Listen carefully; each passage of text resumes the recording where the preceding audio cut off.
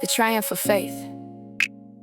Therefore, since we have been justified through faith, we have peace with God through our Lord Jesus Christ, through whom we have gained access by faith into this grace in which we stand. And we rejoice in the hope of the glory of God.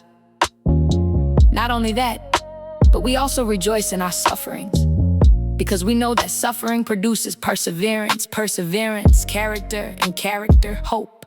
And hope does not disappoint us, because God has poured out His love into our hearts through the Holy Spirit, whom He has given us. Christ sacrificed for the ungodly, for at just the right time, while we were still powerless. Christ died for the ungodly. Very rarely will anyone die for a righteous man, though for a good man someone might possibly dare to die. But God proves His love for us in this: while we were still sinners, Christ died for us. Therefore, since we have now been justified by His blood, how much more shall we be saved from wrath through Him? For if, when we were enemies of God, we were reconciled to Him through the death of His Son, how much more, having been reconciled, shall we be saved through His life? Not only that, but we also rejoice in God through our Lord Jesus Christ, through whom we have now received reconciliation. Death in Adam, life in Christ. Therefore, just as sin entered the world through one man, and death through sin, so also death was passed on to all men, because all sin, for sin was in the world before the law was given. But sin is not taken into account when there is no law. Nevertheless, death reigned from Adam until Moses, even over those who did not sin in the way that Adam transgressed. He is a pattern of the one to come, but the gift is not like the trespass. But if the many died by the trespass of the one man, how much more did God's grace in the gift that came by the grace of the one man, Jesus Christ, abound to the many? Again, the gift is not like the result of the one man's sin. The judgment that followed one sin brought condemnation, but the gift that followed many trespasses brought justification. For if by the trespass of the one man death reigned through that one man, how much more will those who receive the abundance of grace and of the gift of righteousness reign in life through the one man, Jesus Christ? So then, just as one trespass brought condemnation for all men, so also one act of righteousness brought justification and life for all men. For just as through the disobedience of the one man the many were made sinners, so also through the obedience of the one man the many will be made righteous. The law came in so that the trespass would increase, but where sin increased, grace increased all the more, so that just as sin reigned in death, so also grace might reign through righteousness, to bring eternal life through Jesus Christ our Lord.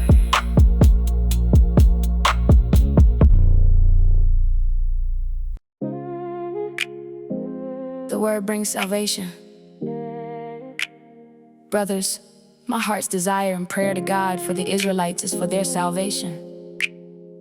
For I testify about them that they are zealous for God, but not on the basis of knowledge, because they were ignorant of God's righteousness and sought to establish their own. They did not submit to God's righteousness.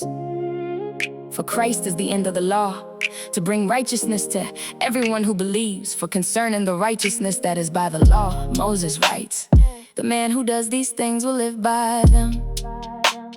But the righteousness that is by faith says, do not say in your heart, who will ascend into heaven? That is to bring Christ down. Or who will descend into the abyss? That is to bring Christ up from the dead. But what does it say? The word is near you. It is in your mouth and in your heart. That is the word of faith we are proclaiming, that if you confess with your mouth Jesus is Lord, and believe in your heart that God raised Him from the dead, you will be saved. For with your heart you believe and are justified, and with your mouth you confess and are saved. It is just as the scripture says, anyone who believes in Him will never be put to shame. For there is no difference between Jew and Greek. The same Lord is Lord of all and gives richly to all who call on Him. For everyone who calls on the name of the Lord will be saved. How then can they call on the one in whom they have not believed? And how can they believe in the one of whom they have not heard? And how can they hear without someone to preach? And how can they preach unless they are sent? As it is written, how beautiful are the feet of those who bring good news. But not all of them welcome the good news. For Isaiah says, Lord, who has believed our message? Consequently, faith comes by hearing, and hearing by the word of Christ. But I ask, did they not hear? Indeed they did. Their voice has gone out into all the earth, their words to the ends of the world. I ask instead, did Israel not understand? First, Moses says, I will make you jealous by those who are not a nation. I will make you angry by a nation without understanding. And Isaiah boldly says, I was found by those who did not seek me. I revealed myself to those who did not ask for me. But as for Israel, he says, all day long I have held out my hands to a disobedient and obstinate people. A remnant chosen by grace. I ask then, did God reject his people? Certainly not.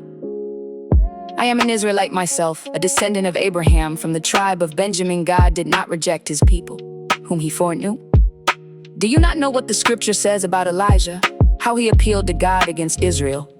Lord, they have killed your prophets and torn down your altars. I am the only one left, and they are seeking my life as well. And what was the divine reply to him? I have reserved for myself 7,000 men who have not bowed the knee to Baal.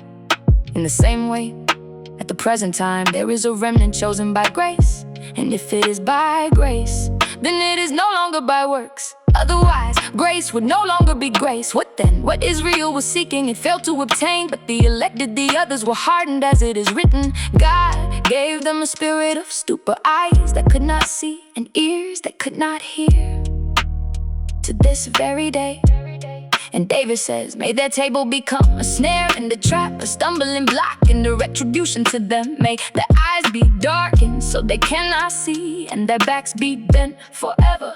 The ingrafting of the Gentiles. I ask them, did they stumble so as to fall beyond recovery? Certainly not. However, because of their trespass, salvation has come to the Gentiles to make Israel jealous.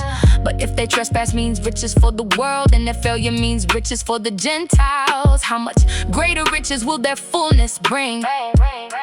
I am speaking to you, Gentiles, in as much as I am the apostle to the Gentiles. I magnify my ministry in the hope that I may provoke my own people to jealousy and save some of them. For if their rejection is the reconciliation of the world, what will their acceptance be but life from the dead? If the first part of the dough is holy, so is the whole batch. If the root is holy, so are the branches. Now if some branches have been broken off, and you, a wild olive shoot, have been grafted in among the others to share in the nourishment of the olive root, do not boast over those branches. If you do, remember this, you do not support the root, but the root supports you. You will say then, branches were broken off so that I could be grafted in. That is correct. They were broken off because of unbelief, but you stand by faith.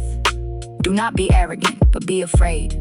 For if God did not spare the natural branches, he will certainly not spare you either. Take notice, therefore, of the kindness and severity of God. Severity to those who fell, but kindness to you, if you continue in his kindness. Otherwise you also will be cut off. And if they do not persist in unbelief, they will be grafted in, for God is able to graft them in again. For if you were cut from a wild olive tree, and contrary to nature were grafted into one that is cultivated, how much more readily will these, the natural branches, be grafted into their own olive tree? All Israel will be saved.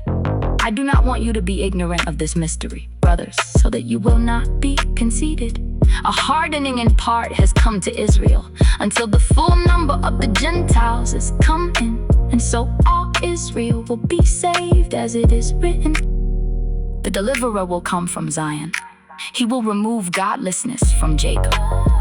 And this is my covenant with them, when I take away their sins. Regarding the gospel, they are enemies on your account. But regarding election, they are loved on account of the patriarchs. For God's gifts and his call are irrevocable, just as you who formerly disobeyed God have now received mercy through their disobedience. So they too have now disobeyed, in order that they too may now receive mercy through the mercy shown to you. For God has consigned everyone to disobedience, so that he may have mercy on everyone. A hymn of praise, oh, the depth of the riches of the wisdom and knowledge of God. How unsearchable are his judgments, and untraceable his ways. Who has known the mind of the Lord? Or who has been his counselor? Who has first given to God, that God should repay him? For from him and through him and to him are all things. To him be the glory forever. Amen. Amen.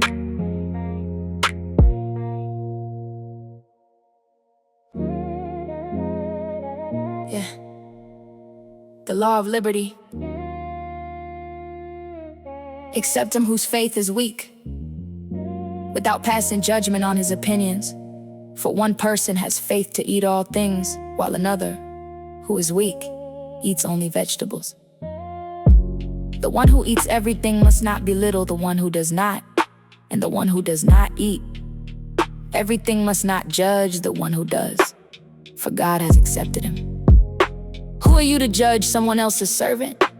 To his own master he stands or falls, and he will stand, for the Lord is able to make him stand. One person regards a certain day above the others, while someone else considers every day alike. Each one should be fully convinced in his own mind. He who observes a special day does so to the Lord. He who eats does so to the Lord. For he gives thanks to God, and he who abstains does so to the Lord, and gives thanks to God. For none of us lives to himself alone, and none of us dies to himself alone. If we live to the Lord, and if we die to the Lord. So whether we live or die, we belong to the Lord. For this reason Christ died and returned to life, that he might be the Lord of both the dead and the living. Why then do you judge your brother? Or why do you belittle your brother? For we will all stand before God's judgment seat. It is written, as surely as I live, says the Lord, every knee will bow before me, every tongue will confess to God. So then, each of us will give an account of himself to God. The law of love. Therefore, let us stop judging one another. Instead, make up your mind not to put any stumbling block or obstacle in your brother's way. I am convinced and fully persuaded in the Lord Jesus that nothing is unclean in itself. But if anyone regards something as unclean, then for him it is unclean.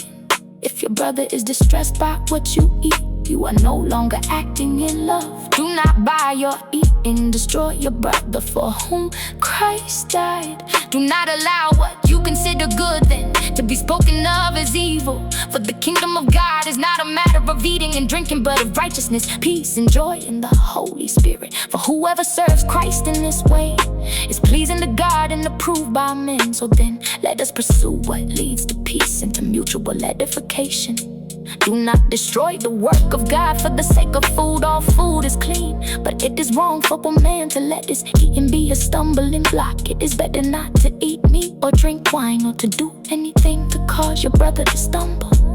Keep your belief about such matters between yourself and God. Blessed is the one who does not condemn himself by what he approves, but the one who has doubts is condemned if he eats, because his eating is not from faith. And everything that is not from faith is sin.